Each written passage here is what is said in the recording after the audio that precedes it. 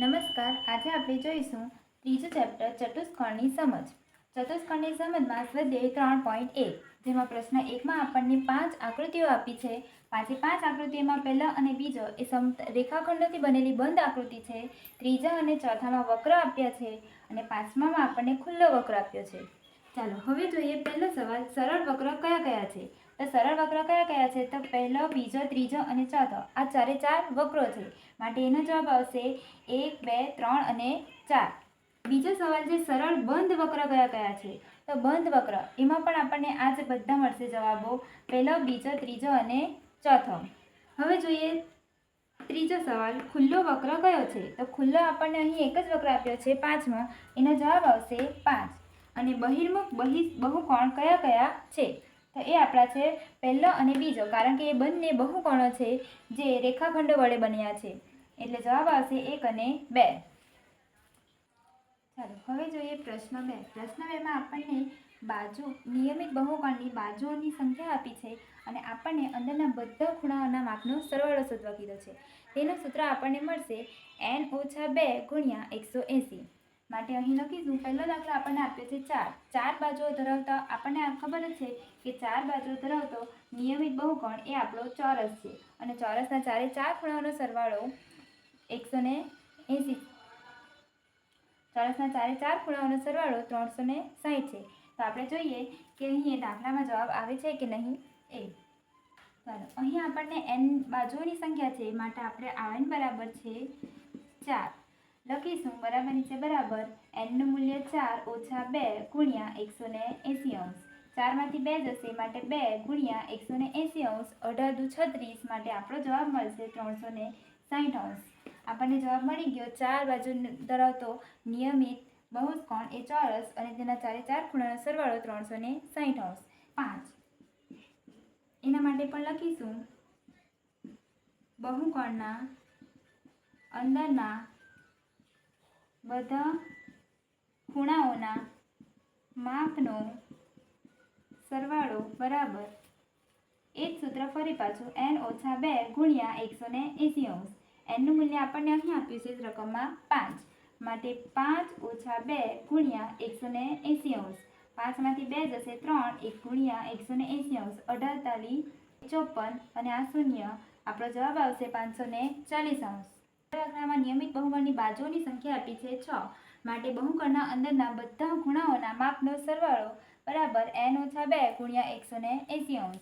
માટે લખીશું, n નું મૂલ્ય 6 ઓછા 2 ગુણ્યા 180°. 6 માંથી 2 જશે, માટે 4 ગુણ્યા 180°. 18 ચોક 72, માટે આપણો જવાબ આવશે 720°. એ જ રીતે દાખલો નંબર 4, એમાં આપણને નિયમિત બહુકોણની બાજુઓની સંખ્યા આપી છે 9, માટે બહુકોણના અંદરના બધા ખૂણાઓના માપનો સરવાળો n-2 ગુણ્યા 180°. 9 ઓછા 2 ગુણ્યા 180°. 9 માંથી 2 જશે, માટે 7 ગુણ્યા 180°. 126 અને આ શૂન્ય. આપણો જવાબ આવશે 1260°. એ જ રીતે પાંચમો દાખલો છે 10. પ્રશ્ન 3માં આપણને આપ્યા છે કે બાજુઓ ધરાવતા નિયમિત બહુકોણના નામ લખો. આપણે 3 બાજુઓ આપી છે. 3 બાજુઓ હોય તો એ બહુકોણનું નામ છે ત્રિકોણ.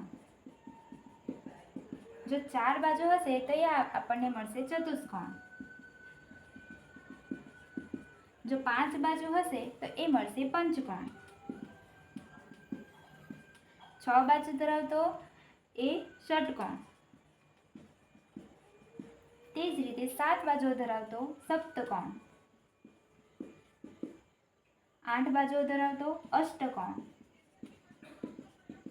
9 બાજુઓ ધરાવતો નવકોણ અને 10 બાજુઓ ધરાવતો દસકોણ. પ્રશ્ન 4માં આપણને પહેલી આકૃતિ આપી છે, જેમાં ચતુષ્કોણ છે. એના 3 ખૂણાઓના માપ આપણને આપ્યા છે. ચોથા ખૂણાનું માપ x છે, જે આપણે શોધવાનું છે. આપણને ખબર છે કે ચારે ખૂણાઓના માપનો સરવાળો 360° છે. માટે લખીશું કે ચતુષ્કોણના ચારેય ખૂણાઓના માપનો સરવાળો બરાબર 360°. ચાલો પહેલા ખૂણાનું માપ છે 40° માટે લખીશું 40° વત્તા 120° વત્તા 130° વત્તા x° બરાબર 360°. આપણે બીજા ચેપ્ટરમાં કરતા એ રીતે 40 વત્તા 120 અને 130 અચળ પદો છે એને જમણી તરફ લઈ જાય નહીં તો અહીંયા સરવાળો કરીશું તો 40 અને 120 એ મળશે આપણને 160. 160 અને 130 એ મળશે આપણને 290.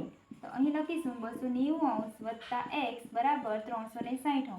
290 ને જમણી તરફ લઈ જતા બાદબાકી થશે માટે x બરાબર 360 ઓછા 290°. આપણને જવાબ મળશે 360 માંથી 290 બાદબાકી થશે માટે 70°. પહેલા દાખલાનો જવાબ મળશે 70°. પ્રશ્ન 4નો બીજો દાખલો. બીજા દાખલામાં આપણને નિયમિત પંચકોણ આપ્યું છે. નિયમિત પંચકોણના બહિષ્કોણનું માપ એ 360 ને n વડે ભાગતા આપણને મળે છે અને બહિષ્કોણ એટલે કે બહારનો ખૂણો. તો બહારનો ખૂણો જેટલો પણ હશે એને આપણે 180 માંથી બાદ કરીશું તો આપણને એનો અંતઃકોણનું માપ એટલે અંદરનો ખૂણો જે આ x નું મૂલ્ય છે એ મળી જશે. કારણ કે નિયમિત પંચકોણ છે તો અંદરના 5 ખૂણાઓ સરખા હશે માટે આપણે એના બહિષ્કોણનું માપ શોધીને એના અંતઃકોણનું માપ શોધીશું. લખીશું નિયમિત બહુકોણના બહિષ્કોણનું માપ બરાબર 360°/n. અહીં આપણને પંચકોણ આપ્યો છે માટે આપણો n આવશે 5. 360/5 5 ગુણ્યા 72. 5 અને 5 છેકાઈ જશે માટે આપણને બહિષ્કોણ મળશે 72°.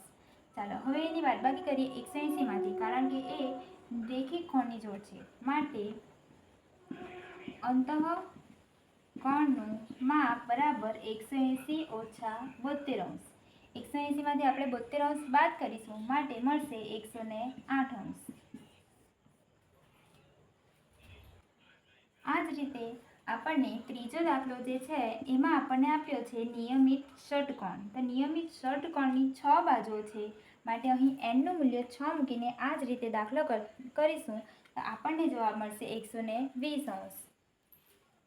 ચાલો પ્રશ્ન 5. પ્રશ્ન 5માં આપણને ત્રિકોણ આપ્યો છે એના બહિષ્કોણમાં આપણને x, y અને z ના માપ આપ્યા છે.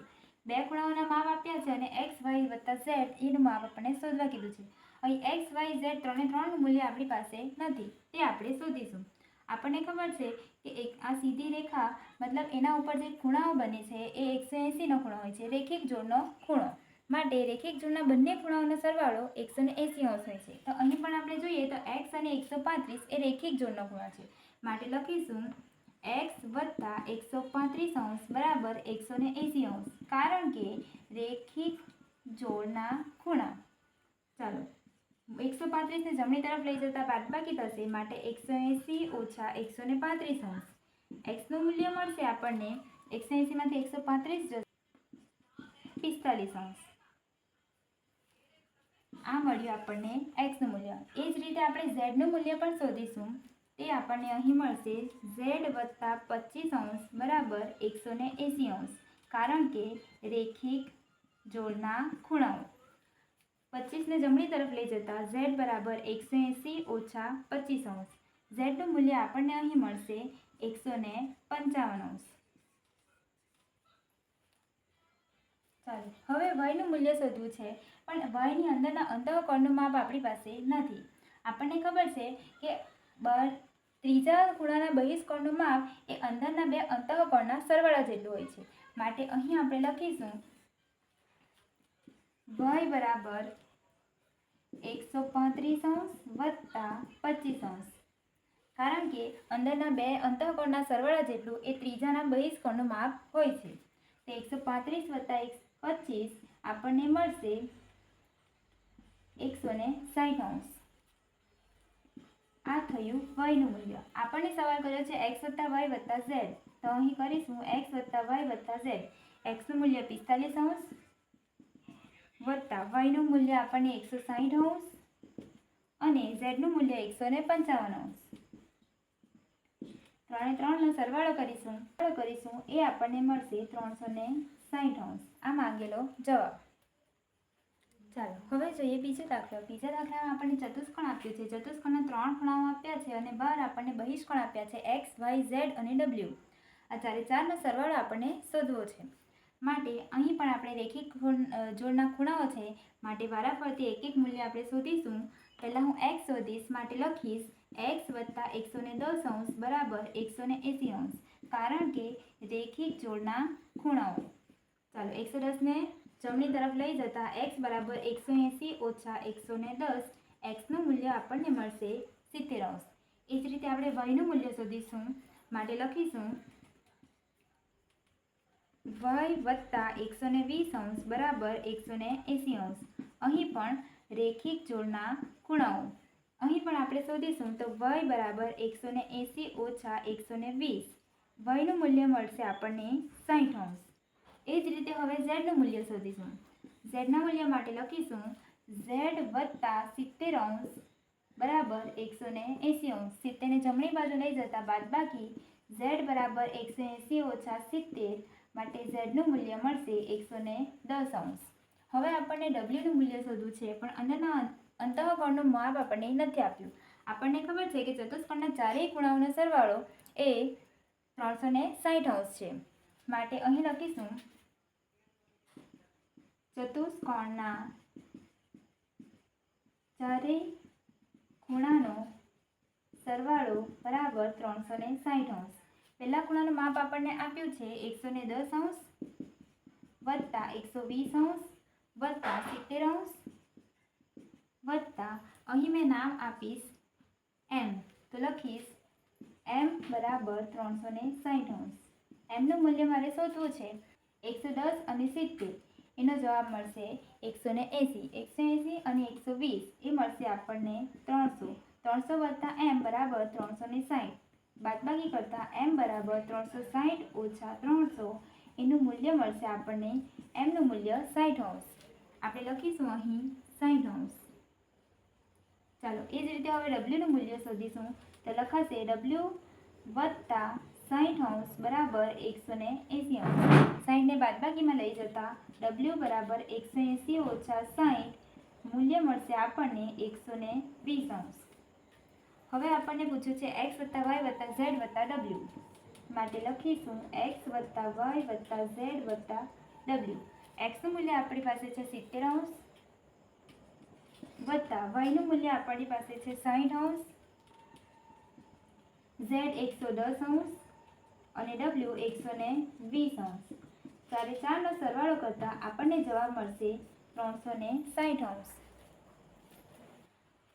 ચાલો હવે જોઈએ પ્રશ્ન 6. પ્રશ્ન 6માં આપણને બહુકોણના માપ શોધવા કહ્યા છે. બહુકોણના માપ શોધવા માટે નિયમિત બહુકોણ આપણને આપ્યો છે. અહીં આપ્યો છે 4 બાજુનો બહુકોણ. માટે બહુકોણના માપનું આપણને મળે છે સૂત્ર 360/n. અહીં nનું મૂલ્ય એ બાજુઓની સંખ્યા બતાવે છે, જે આપણે 4 લઈશું. માટે અહીં લખીશું કે નિયમિત બહુકોણના પ્રત્યેક બહિષ્કોણનું માપ બરાબર 360/n. nનું મૂલ્ય છે 4. માટે 360/4 આપણને જવાબ મળશે 90. એ જ રીતે બાકીના દાખલાઓમાં પણ આ જ સૂત્રની મદદથી આપણે દાખલા ગણવાના છે. પ્રશ્ન 7. પ્રશ્ન 7માં પહેલો સવાલ આપણને આપ્યો છે, એક નિયમિત બહુકોણને કેટલી બાજુઓ હોય? કેટલી બાજુઓ હોય છે આપણે એ શોધવાનું છે. તો તેના દરેક અંતઃકોણનું માપ 140 હોય. 140 એ અંતઃકોણનું માપ છે, જે આપણને આપી દીધું છે. અંતઃકોણના માપ પરથી આપણે પહેલા શોધીશું બહિષ્કોણનું માપ. માટે અહીં લખીશું બહિષ્કોણનું માપ. બહિષ્કોણનું માપ એ 180માંથી અંતઃકોણનું માપને બાદ કરતા આપણને મળે છે. માટે લખીશું 180 ઓછા 140, જે આપણને મળે છે 40.